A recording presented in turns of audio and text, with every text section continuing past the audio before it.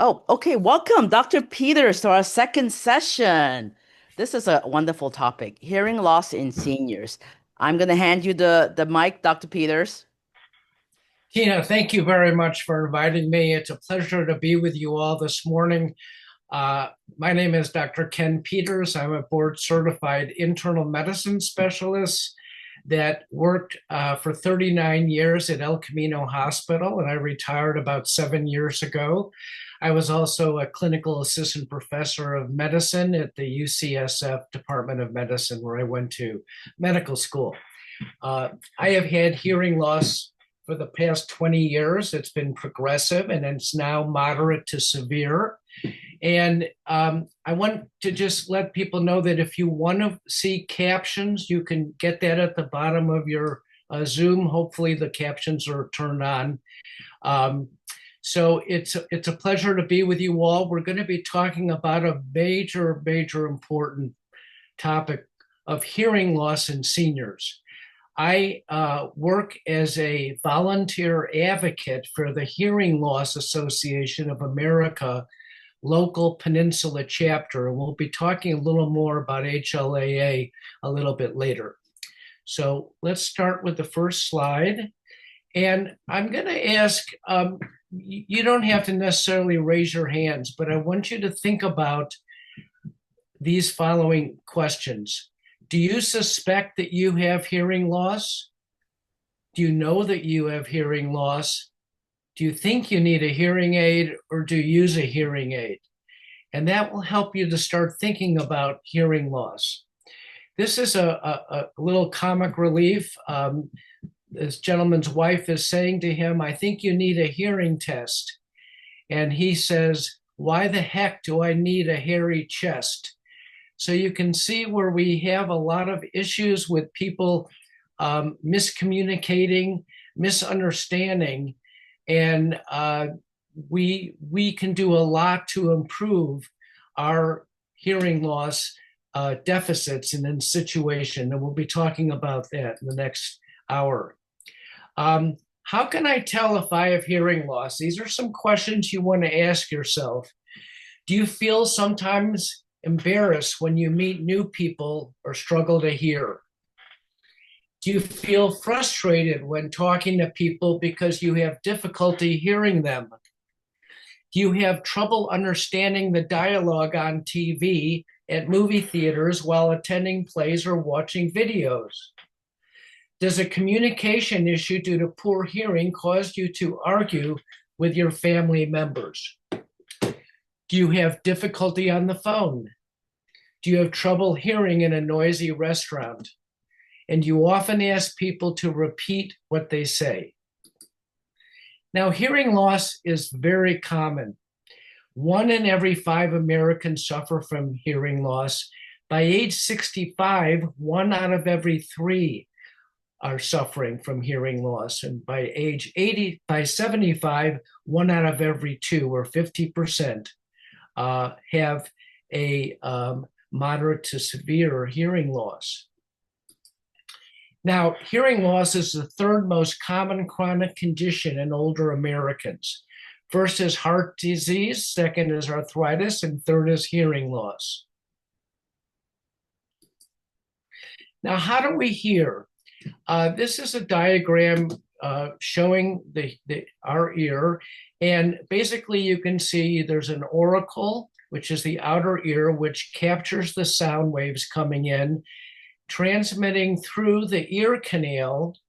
And here you have what's called the tympanic membrane or eardrum. And the sounds that come in cause vibrations in the tympanic membrane, which then set off the 3 ossicles, the malleus, incus, and stapes. And these 3 very small bones transmit the sound into the cochlea. Now, the cochlea is a snail-like structure inside the brain that basically has within it, it curls around and it has fibers, which basically, let me go back here. These are the hair cells that are line the cochlea. Now, what happens is this is normal, healthy cells. Each of these hair cells is attached to part of the acoustic nerve that transmits the vibrations into the brain where we can understand what we're hearing. Now, these are damaged hair cells, and this is what probably most of us who have senior hearing loss have hair cells look like. They're damaged and they're not able to be repaired. Now, when we talk about hearing loss, there are three types of hearing loss. The most common is the sensory neural or inner ear cochlea hearing loss. And this is a problem, as I just mentioned, with the hair cells in the cochlea unable to transmit the sound waves into the acoustic nerve.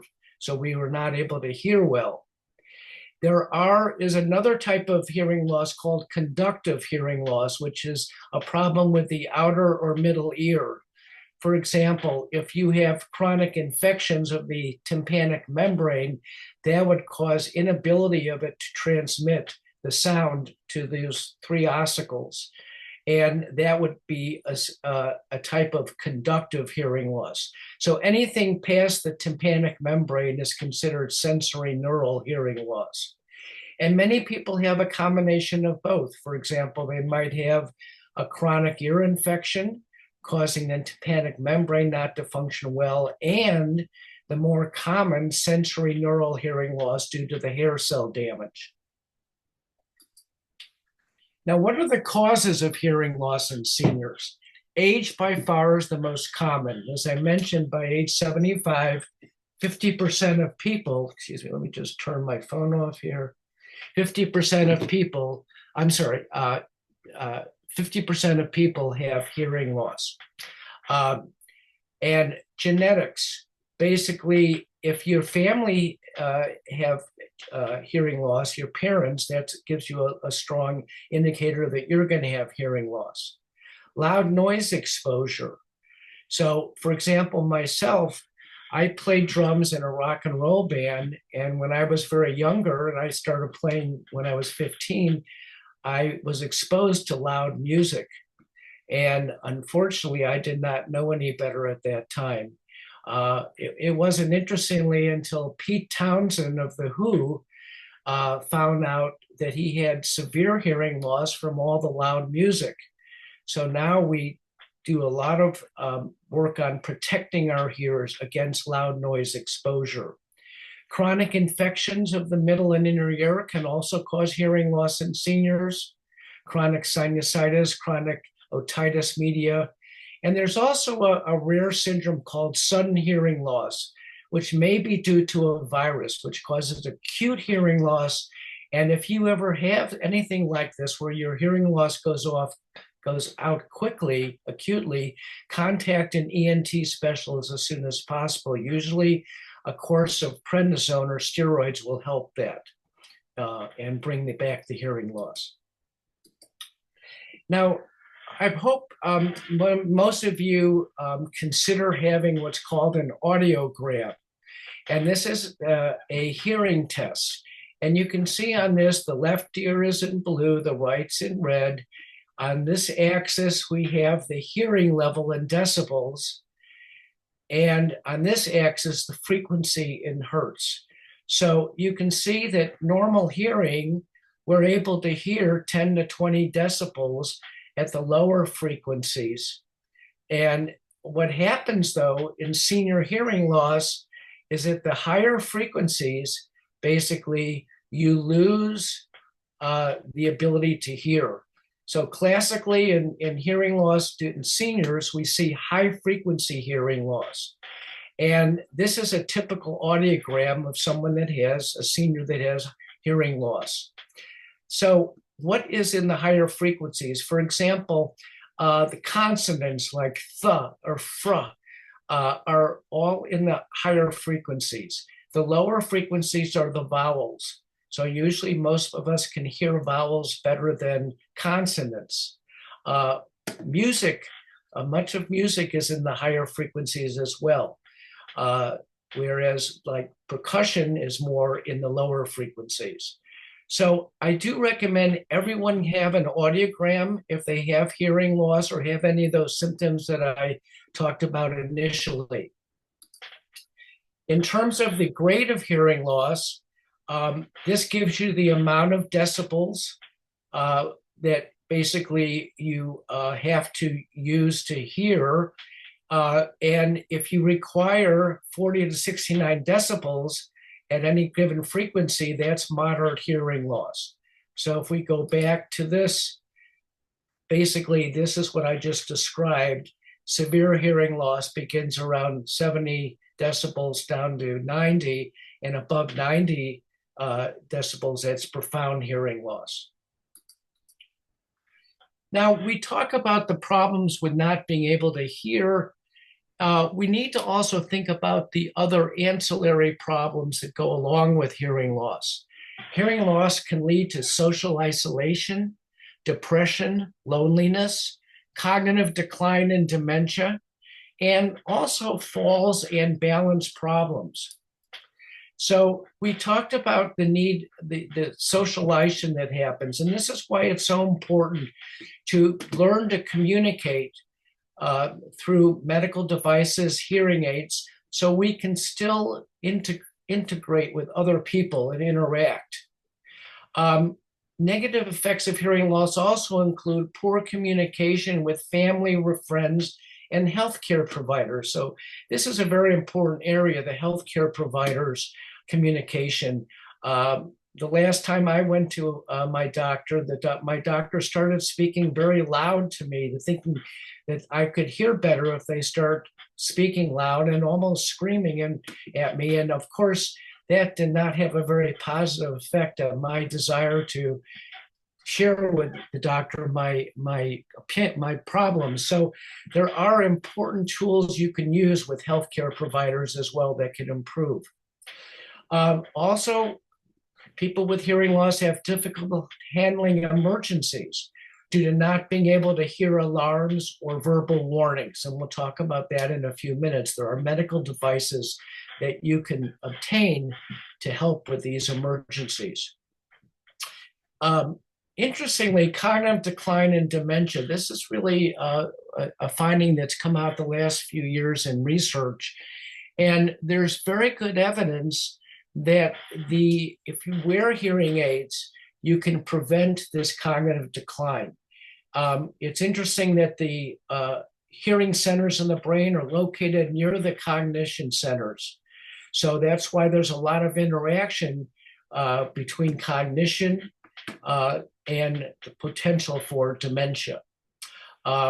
Interestingly, if you don't hear, you cannot really capture emergency sounds that prevent you from falling. So this is another big issue. And we know that once we fall as a senior, we get a hip fracture or something like that, it can be very debilitating. Also, there's some data that people with hearing loss have a shortened lifespan. Now, I'm going to now share with you some information on how to best communicate with our partners and with others. We're annoyed when our partners don't make eye contact, talk too softly, mumble, talk too loudly, or even ignore us. Now, these are some helpful communication tips. When you're with someone, get the listener's attention, so face directly in front of them so they're able to see your whole face in good light and also able to watch your mouth move. Many people are able to lip read even if without formal training. So it does help with if they can see your mouth and your facial expression. So just by smiling helps them understand what you're saying. So basically, if you're with someone that has hearing loss, always face directly and avoid noisy places. Choose well-lit settings. Now, you're with someone who is not hearing you well, it is important to basically be sure you don't bluff, which means don't try to act like you're understanding them, even though you don't. And that can get you in trouble. So basically, if you don't understand what someone is saying because you can't hear them, ask them to rephrase. And that is the best way to basically communicate as opposed to just not really being honest with your response, which can lead to misunderstanding and confusion. Now, there are many types of hearing instruments. We're speaking mostly about hearing aids. Hearing aids can be divided into prescription hearing aids, which are required to be ordered by an audiologist or a hearing aid provider, or over-the-counter hearing aids. For the past 2.5 years, we've been able to obtain over-the-counter hearing aids that you can obtain online or in retail locations. There are also, for those people that have primarily conductive hearing loss, bone conduction hearing aids that vibrate through the skull itself. And I'll show you a picture of that in a minute. There's also for those who have very moderate to profound hearing loss that hearing aids no longer work, cochlear implants, and this involves surgery. So these are the different types of hearing aids. By far the most common one is the receiver in the canal, which basically the receiver is in the canal, and these are called RIC. I'm sorry, the receiver is on the ear and the transmitter is in the canal. I mentioned behind the ears or BTEs for those that have just conductive hearing loss. You can also get in the canal or ITC hearing aids or in the ear total ITE hearing aids. And these are very common with some of the over-the-counter hearing aids. Now, what are the difference between over-the-counter and prescription hearing aids? So first is where to buy them. The over-the-counter hearing aids are available in stores and online. Hearing aid clinics will prescribe the hearing aids that are not over-the-counter. Once again, we tend to use over-the-counter hearing aids for mild to moderate hearing loss. If you have more than moderate hearing loss, you really want to consider getting a prescription hearing aid. Excuse me.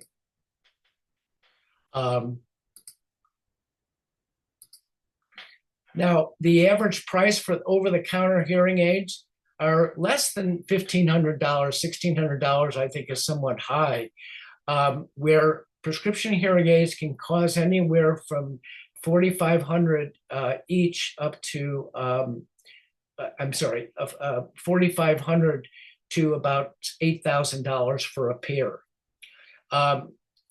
Requirements before purchasing. We do recommend a hearing exam, prescription, and fitting when you get prescription hearing aids. And this is a real advantage if you have moderate to severe hearing loss, because you do get proper fitting with the prescription hearing aids, which can really add a lot to your quality of sound. Both are regulated by the FDA. I think there are a lot of options now we have with over-the-counter. If you have mild to moderate, you could consider an over-the-counter hearing aid. Now, when you buy over-the-counter hearing aids, you want to see basically if it's self-fitting. So is there an app that goes with it that helps with the fitting or helps with the determination of what kind of speech and sound and other controls that are on the hearing aid? You want to read and understand the over-the-counter company's trial period, return policy, warranty policies, support, and repair costs. So the reason why I bring this up with over-the-counter, because you sort of have to fend for yourself with over-the-counter hearing aids. Whereas if you're working with an audiologist, you can really use that person as a resource person and help you with all your issues. So really with over-the-counter, you would need to be a self-advocate and really determine from the manufacturer what these policies are. Now, for those whose hearing aids are not effective anymore, who have, I would say, severe to profound hearing loss, we recommend cochlear implants. So basically, we get a cochlear implant when hearing is reduced, I would say, to severe to profound, and hearing aids don't work anymore. So this is really what a cochlear implant. It does involve surgery, although the surgery is not does not require an overnight stay usually. So usually, basically, you go home the same day, and the ENT or neurosurgeon uh, does the following. First of all, there is a electrode placed on the inside, which is opposite the transmitter, which stays on the outside. And basically, that electrode transmits electrical pulses, and this is fed through the wire that goes into the cochlea. So basically, the sound comes in.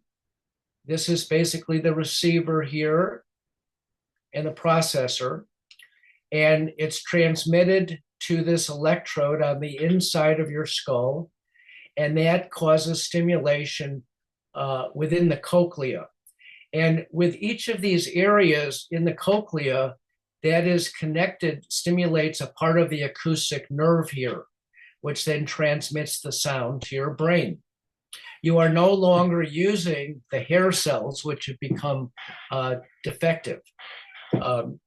Now, the issue with hearing after a cochlear implant, it does require usually several weeks to a few months of retraining and hearing retraining. So basically, the sounds will not sound the same initially, but over time, people with cochlear implants become very, very efficient at hearing sounds and are happy with the endpoint. Now, they're never probably as good for music as basically you could get with hearing aids, but now we are getting developments in cochlear implants that will help with the music appreciation.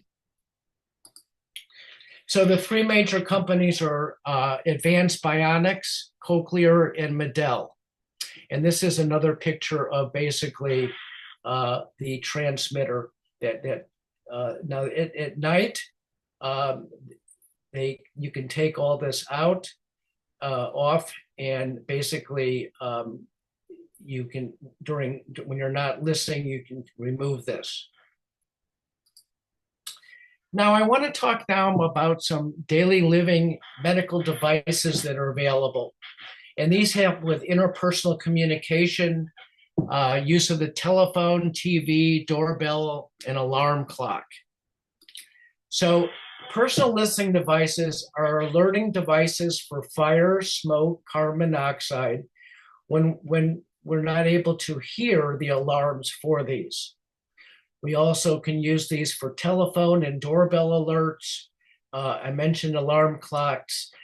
We can also use these for television and ancillary assist devices such as the Roger mic. So these are some pictures. Basically, this is a Roger mic, and this can transmit directly from hearing a person, from a voice into your hearing aids directly. So if you're sitting at a table in a restaurant, you pass this mic to people as they're talking, and they can talk into the mic, and you can hear them directly into your hearing aids. This is what's called a pocket talker or a personal amplifier. This is really like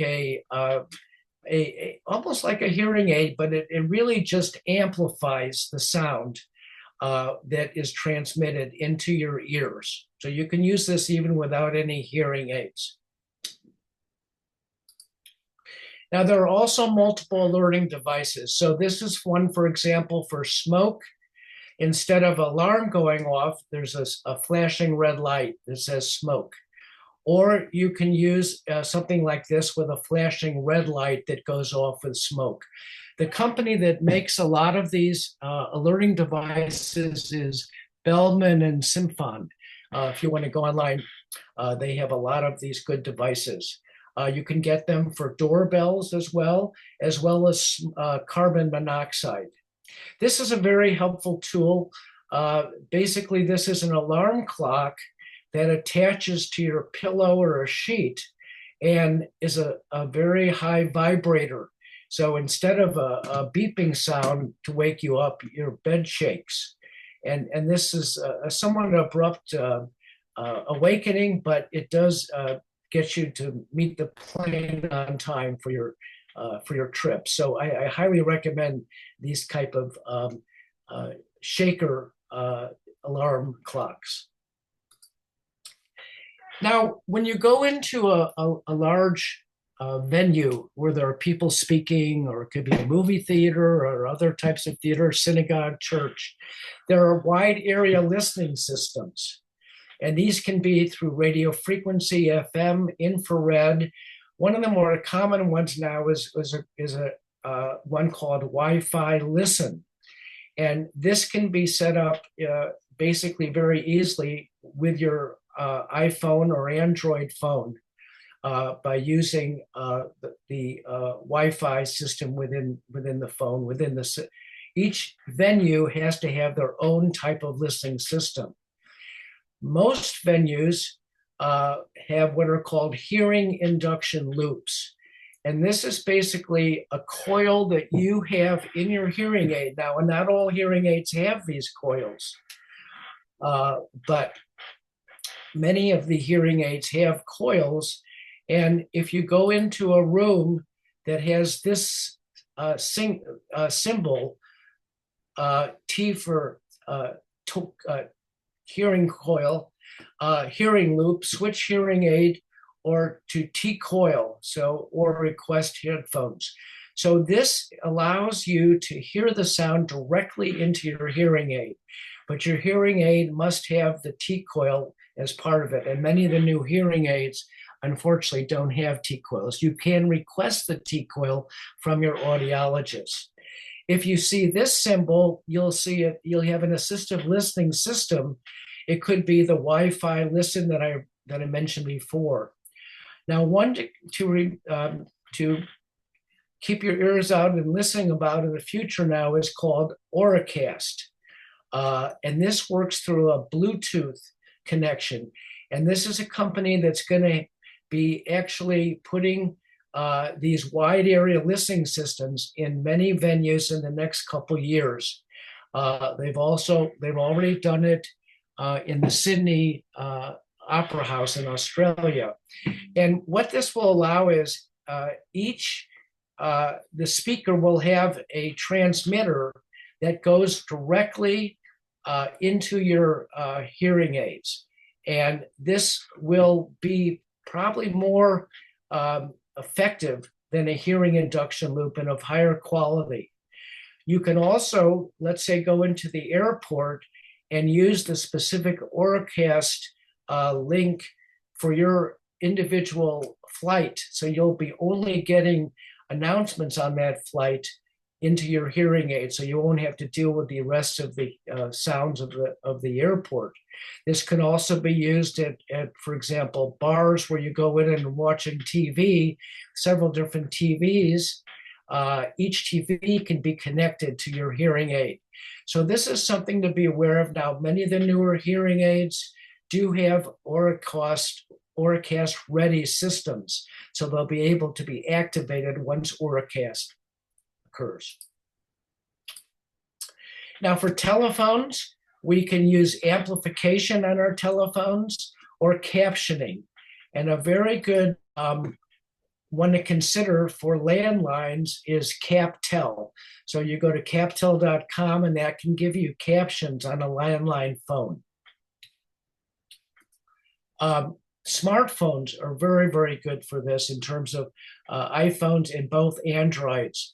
And basically what you want to do is you go to an iPhone hearing assist in accessibility and settings, and they can help you set up captioning that's very easy to use in a public setting where you can put the phone in front of someone who's speaking at a table across from you.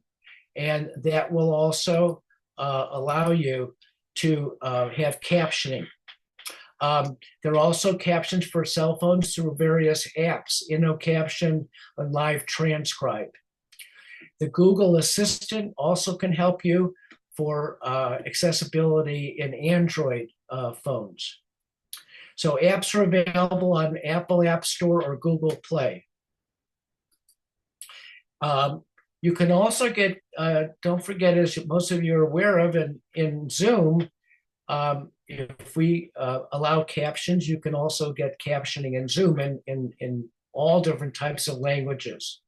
You can also have now transcription is also provided, AI, especially on Zoom. For television, you can use hearing loops, TV connectors, and also, of course, captioning is very, very important to use. Now, I also want to just mention about the newer hearing aids. People have asked questions about what is new with the new hearing aids. And you're going to find a lot of the new hearing aids, especially this year, have AI incorporated into their technological system. And what AI does in the hearing aids is really improves speech in noise. So we are making really good progress in ability to hear in loud environments, for example, in restaurants, for example, other types of situations where there's a lot of extraneous sounds. The new hearing aids have very good systems that are allowing us to hear in what we call speech and noise. Now, we're going to be opening up to some questions in a few minutes. I want to just mention a few other ways to obtain additional support. It's very important, I believe, to join your local Hearing Loss Association of America chapter. Our chapter is the Peninsula chapter. And I'll be talking about this in just in a couple of minutes, a little bit more.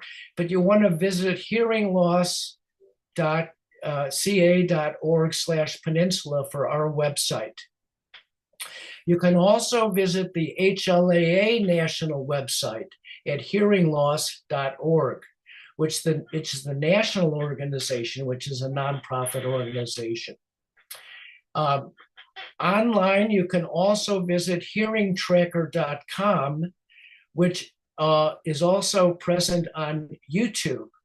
And that provides excellent hearing equipment comparisons that are unbiased and are very helpful when you're considering buying a new hearing aid. There's also Dr. Cliff on YouTube, who also provides very excellent comparisons of different hearing aids and what you should and should not do when you're buying a hearing aid.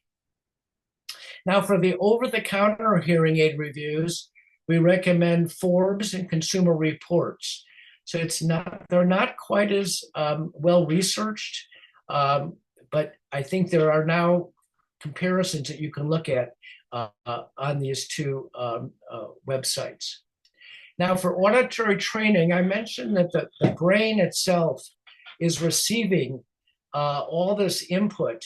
And unfortunately, for those of us who have hearing loss, our brain has sort of gone to sleep, the auditory centers.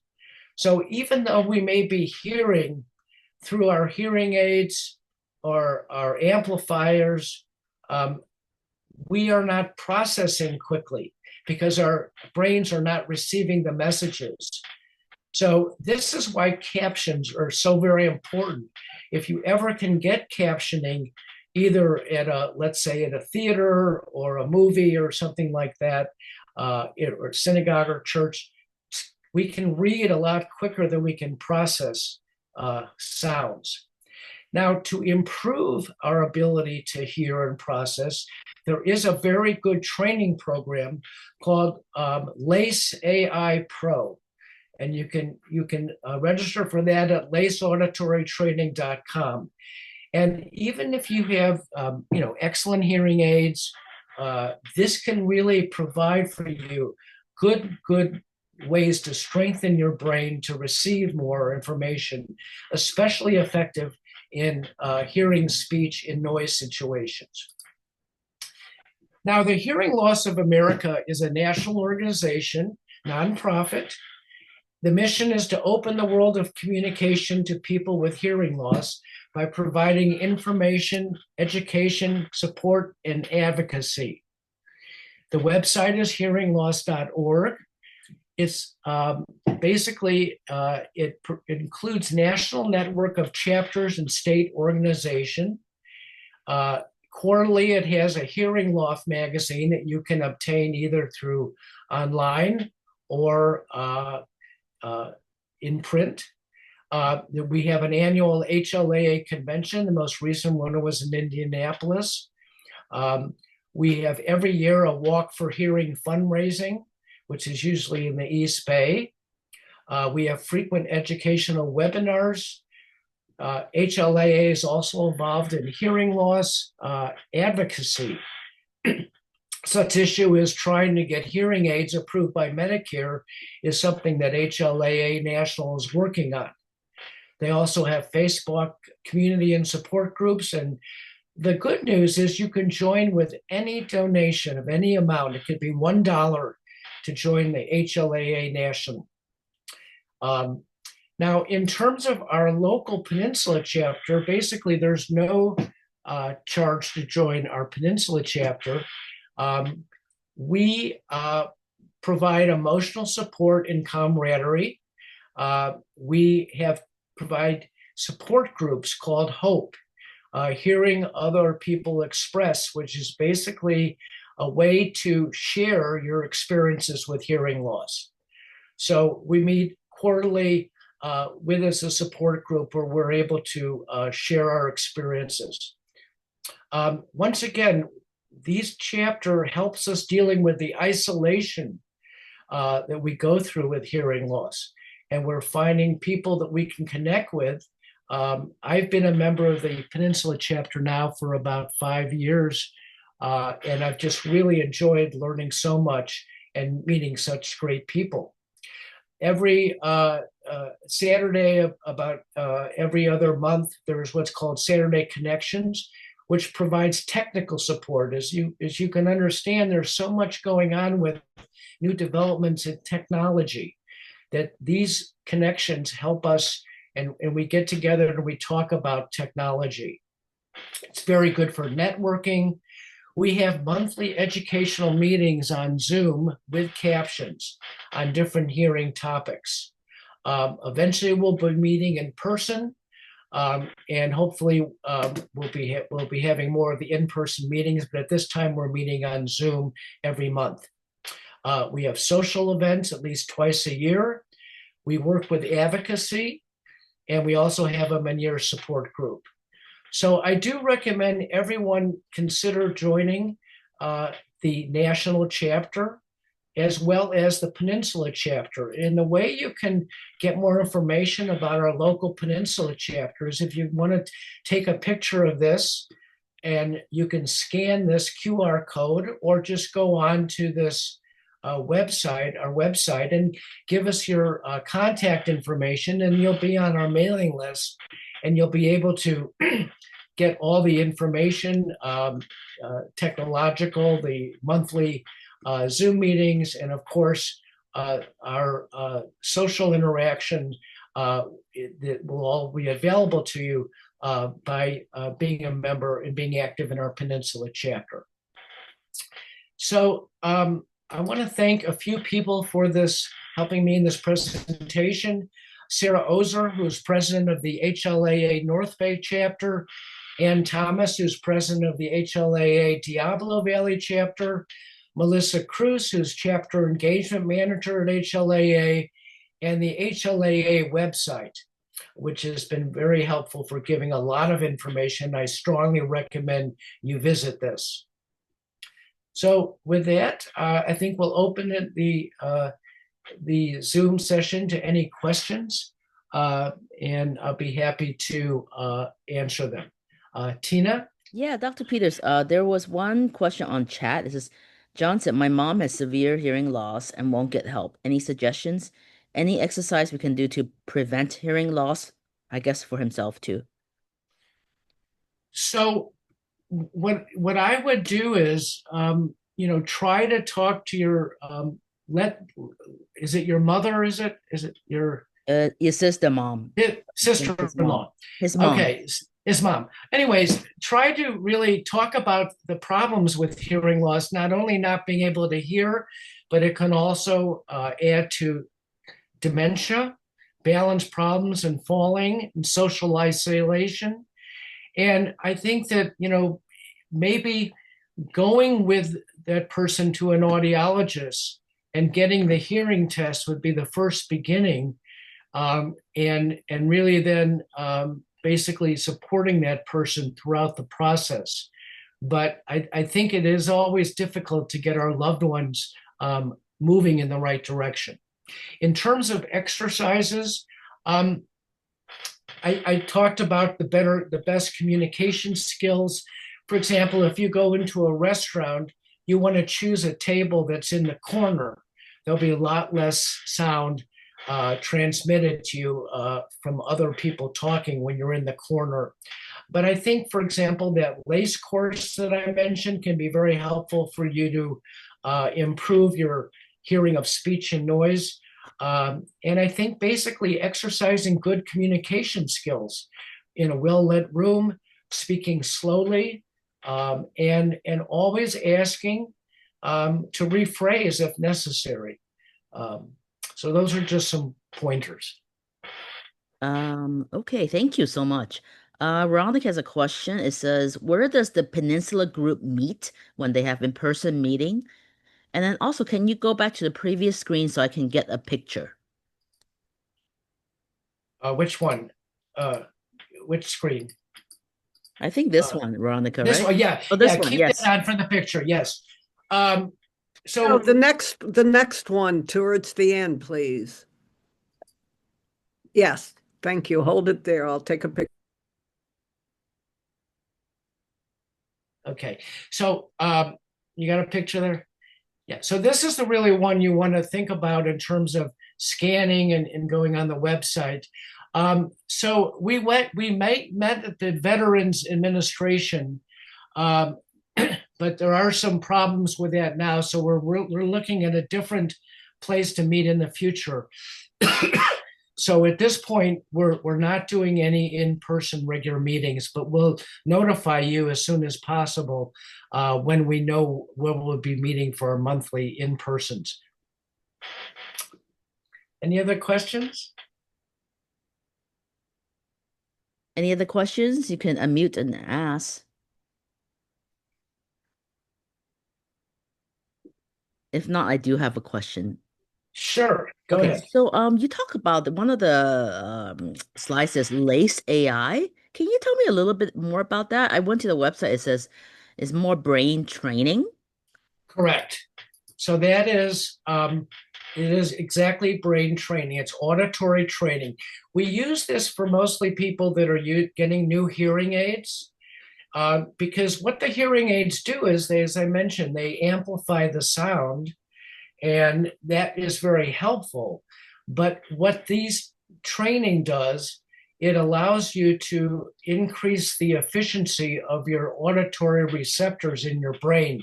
So it really strengthens your brain to receive and basically process what you're hearing. So even though we're hearing sounds, we may not be able to process quickly enough. Mm. So this is an adjunctive type of training that you can use. And basically, if you get new hearing aids, your audiologist can give you a discount for taking this course. And I think this was initially developed at UCSF in the Department of That's interesting. Audiology. Yeah, that's something very new to me. I said, oh wow, I Yeah. didn't think about that. We always Yes, talk about the physical hardware, but what about training the brain? exactly. And this is why you got to look at both. Both are very important. Right. I have a question. Go ahead. Yes. Um, I've had hearing aids for about 3 years. I go through my Kaiser doctors, and I can hear everything is loud enough. But as you were saying about a restaurant, that was good about a corner. I'll have to remember that. I get everything loud enough. I can't really hear the people at my table any better than everything else going on. So I can't understand. I can hear, but I can't understand what they're saying that well. So is it a problem with noise? You're getting Yes. all different. Okay, so that's what I was getting at with we're really making improvement. I mean, one of our big problems we have with as a hearing loss sufferer is how to hear people when there's others extraneous sounds. And that's been the biggest challenge. But the newer hearing aids now are using AI as a means of, as part of their technological hardware to be able to improve speech in noise is what you're talking about. How do we improve hearing, speech, in noise? So basically, there's a very, very common problem. And unfortunately, the over-the-counter hearing losses, over-the-counter hearing aids are more geared towards amplification, which is very helpful, but they're not, because of their technology limitations, able to keep out extraneous sound as well as the prescription hearing aids, especially the newer ones. Well, I think, and like I said, I go through my Kaiser doctor or audiologist, and so they are prescription, and I go in every few months and have the same thing that I talk about, and she takes it out and fiddles with it and brings it back. So I will look forward to the improvements with AI, and I'm going to ask her about it when I go next time. Thank you. My pleasure. Good luck to you. I put it in the chat, but is this being so that we can view it later? Yes, yes. Oh, wonderful. We'll be there. I need to hear it again. Thank you. I mean, I want to just, leave with a positive thought that, even though we have a disability, there are so much now available to us in terms of technology and human support and ways we can deal with our disability, that we need to be proactive. And that's really the key of my talk is be proactive, and you will be able to really hear most things that you want to hear and understand what you want to hear, as well as appreciate music, which for me is extremely important. So I want to leave you with a positive, basically, concept that we have a lot available and a lot to offer. Okay.